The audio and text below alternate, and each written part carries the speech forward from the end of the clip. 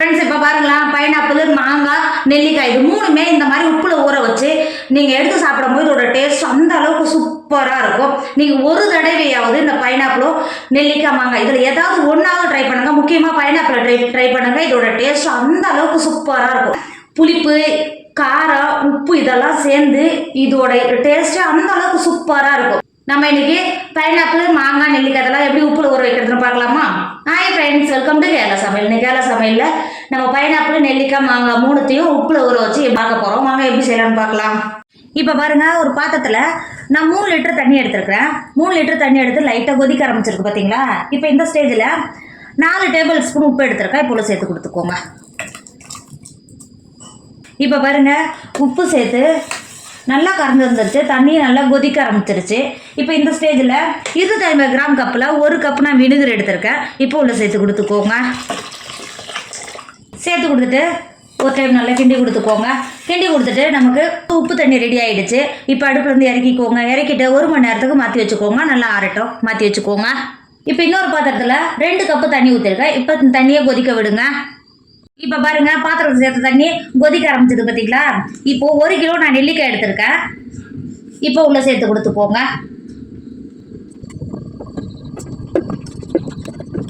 நெல்லிக்காவை சேர்த்து கொடுத்துட்டு ஒரு 1/2 மணி நேரம் அந்த தண்ணியிலே இருக்கட்டும். அடுப்பில் எடுத்து மாற்றிக்கோங்க. நான் 2 அன்னாச்சி பழம் எடுத்திருக்கேன். ஃபஸ்ட்டு இருக்கிற அன்னாச்சி பழத்தை தொருக்கு பாருங்க. இந்த முன்னாடி இருக்கிற தண்டை கட் பண்ணிக்கோங்க. கட் பண்ணிவிட்டு தொருக்கு பாருங்க. பின்னாடி இருக்குது பார்த்தீங்களா? அதோட இதையும் கட் பண்ணிக்கோங்க. கட் பண்ணிவிட்டு மேலே இருக்கிற தோலெல்லாம் சேர்த்துட்டு எடுத்துக்கோங்க. 2 அன்னாச்சி பழமும் அதே மாதிரி தோலெல்லாம் கட் பண்ணிவிட்டு எடுத்துக்கோங்க. இந்த மாதிரி கட் பண்ணிவிட்டு தோலெல்லாம் கட் பண்ணிவிட்டு எடுத்துக்கோங்க. பாருங்கள், 2 பைனாப்பிளும் தோலை சேர்த்து எடுத்துட்டேன். இந்த மாதிரி இது இருக்குது பார்த்தீங்களா? நான் கட் பண்ணுற மாதிரி ரவுண்டாக கட் பண்ணிக்கோங்க. கரெக்டாக இருக்கும். இந்த மாதிரி இருக்கிற பைனாப்பிளை இந்த மாதிரி ரவுண்டாக கட் பண்ணிக்கோங்க. இப்போ பாருங்கள், இருக்கிற பைனாப்பிள்லாம் ரவுண்டாக கட் பண்ணி எடுத்துட்டோம். இப்போ வேறு ஒரு பிளேட்டுக்கு மாற்றி வச்சுக்கோங்க. இப்போ பாருங்கள், நான் 3 மாங்காய் எடுத்துக்கிறேன். இந்த மாங்காயெல்லாம் நம்ம உப்புல போட்டு வைக்க போகிறோம்.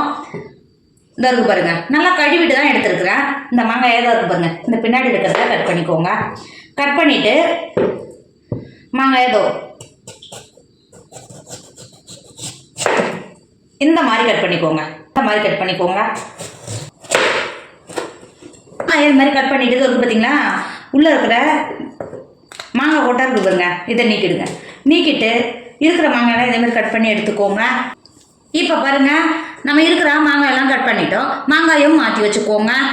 இப்போ பாருங்கள், இப்போ நம்ம கட் பண்ணி வச்சுருக்கிற மாங்காயெல்லாம் நம்ம வச்சுருக்கிற நெல்லிக்காயெல்லாம் சேர்த்து 3 டப்பா எடுத்துருக்கேன் நான். உங்கள்கிட்ட கண்ணாடி டப்பா இருந்தால் எடுத்துக்கோங்க. இப்போ நம்ம எடுத்து வச்சுருக்கிற பைனாப்பிளை இந்த மாதிரி உள்ள இறக்கி சேர்த்துக்கோங்க.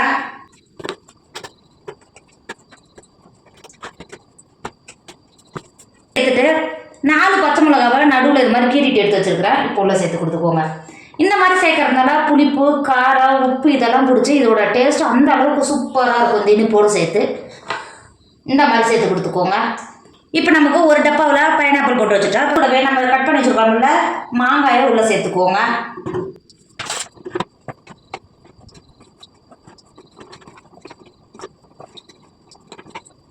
இந்த மாதிரி மாங்காவை சேர்த்து கொடுத்துட்டு அது கூடவே நம்ம கட் பண்ணி வச்சுருக்கிற பச்சை மிளகாயை உள்ளே சேர்த்து கொடுத்துக்கோங்க. நமக்கு இப்போது பைனாப்பிள், மாங்காய் ரெடி ஆகிடுச்சு. நம்ம ஏற்கனவே நெல்லிக்காய் ஊற வச்சுருந்தோம் பார்த்தீங்களா? நெல்லிக்காவும் எந்த அளவுக்கு நல்ல கலர் மாதிரி இருக்குது பாருங்கள். இங்கே பார்த்தீங்களா? இப்போ நெல்லிக்காவும் எடுத்து இன்னொரு டப்பா இருக்குது பார்த்தீங்களா? அதுக்குள்ளே சேர்த்துக்கோங்க.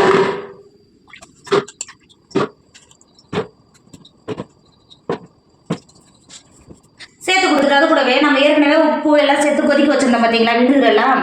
இப்போ அந்த தண்ணி கை வைக்கிற அளவுக்கு சூடு ஆறிடுச்சு. இப்போ நம்ம எடுத்து வச்சுருக்கிற மாங்காவில் ஊற்றிக்கோங்க. நீங்கள் ஊற்றும் போது மாங்காய் முங்குற அளவுக்கு இருக்கணும். இந்த அளவுக்கு இருக்கணும். சேர்த்து கொடுத்துட்டு பைனாப்பிள் எடுத்து வச்சுருக்கோம்ல, பைனாப்பிளை சேர்த்து கொடுத்துக்கோங்க. பைனாப்பிளை சேர்த்து கொடுத்துட்டு நம்ம எடுத்து வச்சுருக்கிற நெல்லிக்காவிலையும் சேர்த்துக்கோங்க. நம்ம எடுத்து வச்சா 3 லிட்டர் தண்ணி கரெக்டாக இருக்குது.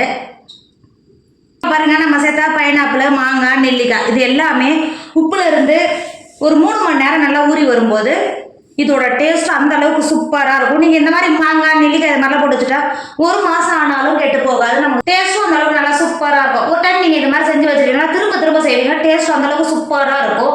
கண்டிப்பாக நீங்களும் ட்ரை பண்ணுங்க. என்னோட வீடியோ உங்களுக்கு பிடிச்சிருந்தா உங்கள் ஃப்ரெண்டு உங்கள் ஃபேமிலிக்கு ஷேர் பண்ணுங்க. மறக்காம கேரளா சமையலை சப்ஸ்கிரைப் பண்ணிக்கோங்க. தேங்க்யூ.